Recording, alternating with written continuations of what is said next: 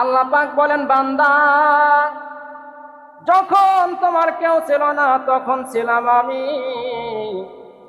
এখন তোমার সব হয়েছে বান্দা, পর হয়েছি আমি। এ বান্দা একদিন আবার কেউ রবে না, সেই দিন কিন্তু রব আমি। বান্দা তুমি রুহের রাজ্যে ছিলা, আমি আল্লাহ ছিলাম। ওইখান থেকে তুমি দুনিয়ায় আসলা, মায়ের গর্ভে তুমি তুমি 11 মাস পর্যন্ত, 11 বছর পর্যন্ত, 10 বছর, 7 বছর পর্যন্ত আমি তোমার দেখাশোনা করলাম, তোমার দায়িত্ব নিয়ে তোমারে খাওয়াইলাম। আমি কিছুই চাইলাম না বান্দা, তোমাকে শুধু আমি দিলাম। কিন্তু আজকে তুমি সাবালক হয়ে গেছো বান্দা, তুমি দুনিয়াদারে পাইয়া আমি আল্লাহরে ভুইলা গেছো। এখন তোমার সব হয়েছে বান্দা, পর হয়েছে আমি। এ বান্দা একদিন আবার কেউ রবে না। তোমার আত্মীয় স্বজন, তোমার বন্ধু স্বজন, যারা তোমার আপন, তারা তোমাকে কাঁধে করে নিয়ে যখন কবরের মধ্যে রেখে আসবে রে বান্দা, সেদিন আবার কেউ রবে না, সেদিন রব আমি আল্লাহ। আমাদের বাসা বাড়িতে ছোট বাচ্চারা কান্দে না, শিশু বাচ্চারা কান্না করে না? এর বেশিরভাগ কারণই হলো জিন। সে জিনগুলো কেনই বাচ্চাদেরকে কান্না করায়, বাচ্চাদেরকে ডিস্টার্ব করে? দোষ আমাদেরই। কেমন করে? আমাদের কি দোষ? এই যে জিনেরা আছে, আল্লাহ বলেন, অমা খলাকুল জিন্না ওয়াল ইনসা ইল্লা লিয়াবুদুন, মানুষ এবং জিন সৃষ্টি করেছি আমার ইবাদতের জন্য। জিন যেটা আছে এটা 100% গ্যারান্টি। আমরা দেখি আর না দেখি, ওরা আছে এটা 100% গ্যারান্টি, কারণ কোরআন হলো দলিল। আল্লাহ পাক নিজে বলেছেন যে জিন আছে, আমার ইবাদত করে। আমাদের কি দোষের কারণে জিনারা ডিস্টার্ব করে? আমাদের কিছু কিছু চলাফেরার দোষ আছে। যেমন আমরা রাত্রেবেলা খাবার খাই বা যে কোনো সময় খাবার খাই, এই খাবার গ্রহণ করার ভিতরে সুন্নতের তরিকা না থাকার কারণে এমনটা হয়। আপনি যে খাবারটা গ্রহণ করেন, হাড্ডি খান আর কাঁটা খান আর যাই খান, মাছ মাংস, এইগুলো খাওয়ার পরে যে অনেকে এই খাবারগুলো, এই হাড্ডি আইটা এগুলো পানির ভিতরে ফেলে দেয়, পানির ভিতরে ফেলে দেয়, এগুলোর কোনো তার দায় দায়িত্ব নাই। অথচ এখানে চিন্তা করার বিষয় আছে আপনার এই কাঁটা থেকে কুকুরে স্বাদ নেবে, কুকুর তার ক্ষুধা নিবারণ করবে। আপনার এই হাড্ডি থেকে জিন স্বাদ নেবে, জিনরা তার ক্ষুধা নিবারণ করবে। জিনদের খাদ্য হলো এই হাড্ডি। আপনি হাড্ডি ফেলে দিলেন, কিন্তু আল্লাহ রাব্বুল আলামিন ওই হাড্ডির ভিতরে আবার গোশত দিয়ে পরিপূর্ণ করে তাদেরকে খাওয়াবেন। আপনি এই হাড্ডিটা নিয়ে কি করলেন? পানির মধ্যে ফেলে দিলেন। ওই খাবারের স্বাদ কি পিঁপড়া পেল? পিঁপড়ায় তো খাবারের স্বাদটা নিতে চাইছিল, কুকুরেও পেল না, জিনেও পেল না। দস্তরখানা নাই, খাচ্ছেন পানির মধ্যে, বালতির মধ্যে, এখানে সেখানে ফেলতেছেন। এই যে একটা অনিয়ম করলেন, জিনারা আপনার উপর রাগ হয়ে গেল। কি হয়ে গেল? জিনারা রাগ হয়ে গেল। বড় মানুষের সাথে না পারলে ছোট বাচ্চাদেরকে ডিস্টার্ব করবে। রাত আমাদের ঘুমের জন্য, জিনদের চলাফেরা করার জন্য। আমরা রাতের বেলায়, অনেক মানুষ বেশিরভাগ রাতের বেলা ঘোরাফেরা করি। আবার গাছের মাথায় এখানে ওখানে লাইট মারতেছে। আপনি আপনার স্ত্রী সন্তান নিয়ে ঘুমায় আছেন অথবা আছেন, এরকম মুহূর্তে যদি কেউ লাইট মারে তখন কেমন লাগে বলেন? আপনার দরকার রাস্তায়, আপনার রাস্তায় লাইট মেরে চলেন, এখানে ওইখানে লাইট মারার দরকার? উপরে, শূন্যের উপরে ফাঁকাচ্ছে। আমাদের কিছু চলাফেরার ভুলের কারণে আমাদের এই সমস্যাগুলো হয়। আমরা মানুষ আশরাফুল মাখলুকাত, সৃষ্টির শ্রেষ্ঠ জীব। আমরা চলবো আল্লাহর পথে, রাসূলের তরিকা মতে। কুকুর বিড়াল যেমন করে চলে, কুকুর বিড়াল যেমন করে খায়, আমরা মানুষেরাও যদি তেমন করে চলি, মানুষেরাও যদি তেমন করে খাই, তাহলে কুকুর বিড়াল আর আমার মধ্যে কোনো পার্থক্য নাই। আল্লাহ তাদেরকে বলেছেন যে এরা হলো চতুষ্পদ জন্তুর চেয়ে নিকৃষ্ট। আল্লাহ মানুষদেরকে এই কথা বলেছেন। চতুষ্পদ জন্তু, কুকুর, বিড়াল, গরু, ছাগল, এগুলো কিছু কিছু মানুষদেরকে আল্লাহ বলেছেন যে এরা চতুষ্পদ জন্তুর চাইতে নিকৃষ্ট। এই কারণে আল্লাহ পাক যে আমাদেরকে সমস্ত মাখলুককে রিজিক দিচ্ছেন, এগুলো নিয়ে আমাদের চিন্তা ফিকির করতে হবে যে কেমন করে আল্লাহ সমস্ত মাখলুককে রিজিক দিচ্ছেন, আমাকে রিজিক দিচ্ছে, আমার সন্তানকে রিজিক দিচ্ছে। الذين يذكرون الله قياما وقعودا وعلى جنوبهم ويتفكرون في خلق السماوات والأرض ربنا ما خلقت هذا باطلا فقنا سبحانك فقنا عذاب النار। যারা ইমানদার জ্ঞানী বান্দা হবে, আল্লাহকে স্মরণ করবে দাঁড়ানো অবস্থায়, বসা অবস্থায়, শোয়া অবস্থায়, তারা আসমান এবং জমিনের মাঝখানে যা আছে এগুলো নিয়ে চিন্তা ফিকির করবে। চিন্তা ফিকির করে কি করবে? আল্লাহর কাছে দোয়া করে বলবে, আল্লাহ রব্বানা মা খালাকতা হাযা বাতিলা, হে আমাদের প্রভু, এই পৃথিবীর জমিনে তুমি যা সৃষ্টি করেছো অযথা কোনো কিছু সৃষ্টি করো নাই, সব কিছু তুমি ঠিক মতোই সৃষ্টি করেছো, সুতরাং তুমি আমাদেরকে জাহান্নামের আযাব থেকে বাঁচাও।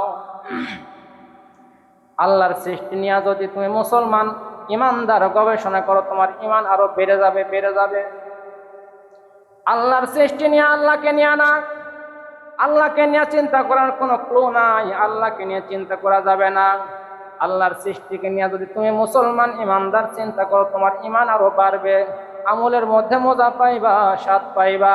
আল্লাহর সৃষ্টি নিয়ে যদি কাফের বেঈমানেরা গবেষণা করে, চিন্তা ফিকির করে, 100-এ 100 ওরা ইমান এনে মুসলমান হতে বাধ্য হবে। কেমন করে আল্লাহ পাক এই জমিনটাকে সাজাইছে, কেমন করে এতগুলো সৃষ্টি আল্লাহ করছে। গাছের পাতাগুলার দিকে তাকাও, একটা গাছের পাতার সাথে আর একটা গাছের পাতার মিল নাই। মানুষের চেহারাগুলার দিকে তাকাও, এতগুলা চেহারা কোথায় পাইলো?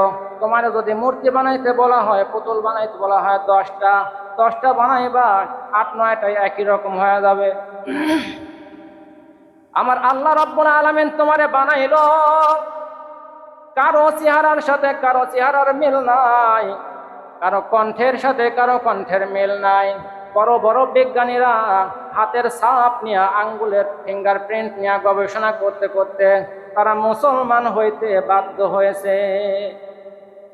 আল্লাহ কেমন সৃষ্টির কলা কৌশলী, এটা কোনোদিন এমনি এমনি হতে পারে না।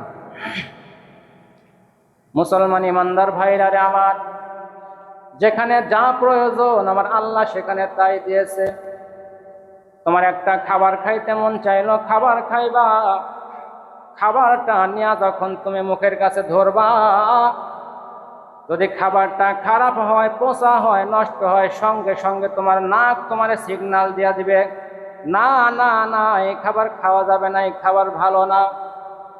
আল্লাহ রাব্বুল আলামিন তোমার জন্য কেমন ভাবে সবকিছু নির্ধারণ করলেন, নাকটা কেমন ভাবে জায়গা মতো বসায় দিল।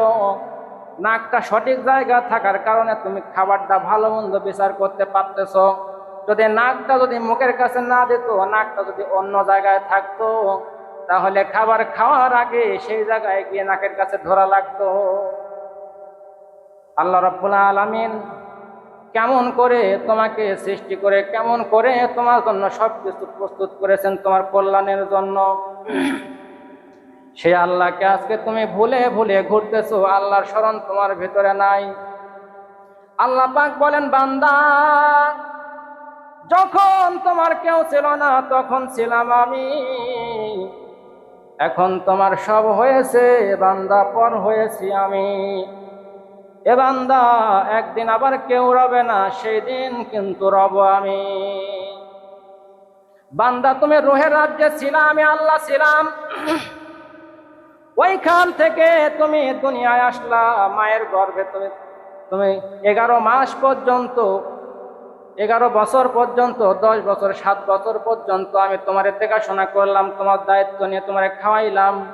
আমি কিছুই চাইলাম না বান্দা, তোমাকে শুধু আমি দিলাম, কিন্তু আজকে তুমি সাবালক হয়ে গেছো বান্দা, তুমি দুনিয়াদারে পাইয়া আমি আল্লাহরে ভুইলা গেছো। এখন তোমার সব হয়েছে বান্দা, পর হয়েছে আমি। এ বান্দা একদিন আবার কেউ রবে না। তোমার আত্মীয় স্বজন, তোমার বন্ধু স্বজন, যারা তোমার আপন, তারা তোমাকে কাঁধে করে নিয়ে যখন কবরের মধ্যে রেখে আসবে রে বান্দা, সেদিন আবার কেউ রবে না, সেদিন রব আমি আল্লাহ। যখন তোমার কেউ ছিল না তখন ছিলাম আমি, এখন তোমার সব হয়েছে, পর হয়েছি আমি। দৈনিক 5 বার করে ডাকি, আসো নামাজের দিকে আসো, তুমি তো আসো না। একদিন আবার কেউ রবে না বান্দা, সেদিন রব আমি। ওয়াতাফাক্কারুনা ফি খালকিস সামাওয়াতি ওয়াল আরদ, ঈমান বেড়ে যাবে আসমান এবং জমিনের মাঝখানে যা আছে তাই নিয়ে চিন্তা ফিকির করো। কোন গাছে কেমন ফল হবে আমার আল্লাহ সেই গাছে সেই ফলে দিলেন।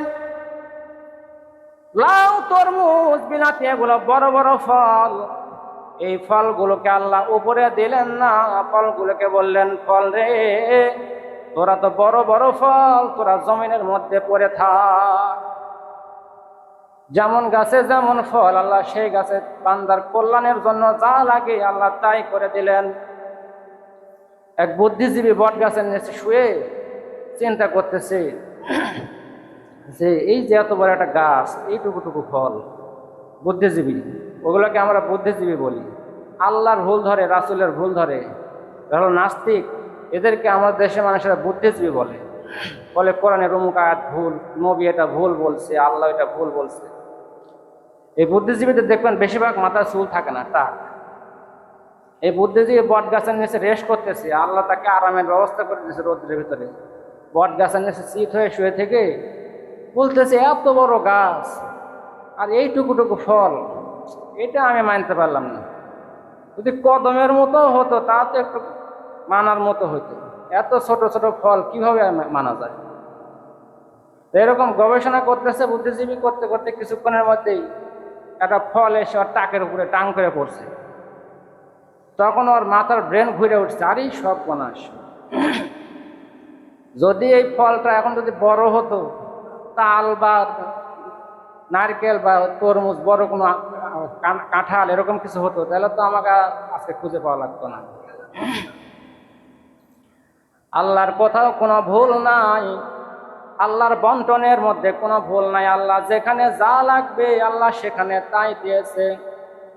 তুমি অযথা আল্লাহর উপরে রাগ করো না, তুমি বলবা রব্বানা মা খালাকতা হাযা বাতিলা, হে আমাদের রব, তুমি কোনো কিছু অযথা সৃষ্টি করো নাই, তোমার বন্টনের মধ্যে কোনো ভুল নাই। তোমার ছেলে হয়েছে, মেয়ে নাই, তুমি রাগ করো না। তোমার মেয়ে হয়েছে, ছেলে নাই, তুমিও রাগ করো না। আল্লাহ তোমাকে ছেলেও দেয় নাই, মেয়েও দেয় নাই, তুমিও রাগ করো না। আল্লাহ যা করেছেন বুঝে নিভা বান্দা, আল্লাহ ভালোর জন্য করেছে। যদি তোমার ছেলে নাই, যদি একটা ছেলে থাকতো, এমন হয়তো এই ছেলের কারণে তোমার জাহান্নামে যাওয়া লাগতো। তোমার মেয়ে নাই, তুমি আফসোস করো। যদি তোমার মেয়ে থাকলে এমন হতো যে ওই মেয়ের কারণে তোমার ক্ষতি হতো। আল্লাহ তোমাকে এই কারণে মেয়ে দেন নাই। আল্লাহ যেই হালতে রাখে সেই হালতে আল্লাহর শুকর আদায় করতে হবে। সম্মানিত উপস্থিতি, সময় ওভার হয়ে যাইতেছে। আমরা আল্লাহর সৃষ্টি, আল্লাহর কুদরত, আল্লাহর এগুলো নিয়ে গবেষণা করলে কিয়ামত পর্যন্ত শেষ করতে পারবো না। একটু একা একা শুয়ে শুয়ে চিন্তা করবেন যে আগামী 100 বছর পর, এখন 2026 সাল, 2126 সাল পরে আমাদেরকে আর কেউ, 100 বছর পরে আমরা আর কেউ থাকবো না। একটা শিশু বাচ্চাও থাকবে না 100 বছর পর। এখন যারা আছে কেউ থাকবে না, নতুন প্রজন্ম আসবে। এই কারণে চিন্তা ফিকির করে আমাদেরকে চলতে হবে। আল্লাহ পাক আমাদেরকে ঈমান আমল নিয়ে কবরে যাওয়ার তৌফিক দিন, বলেন আমিন।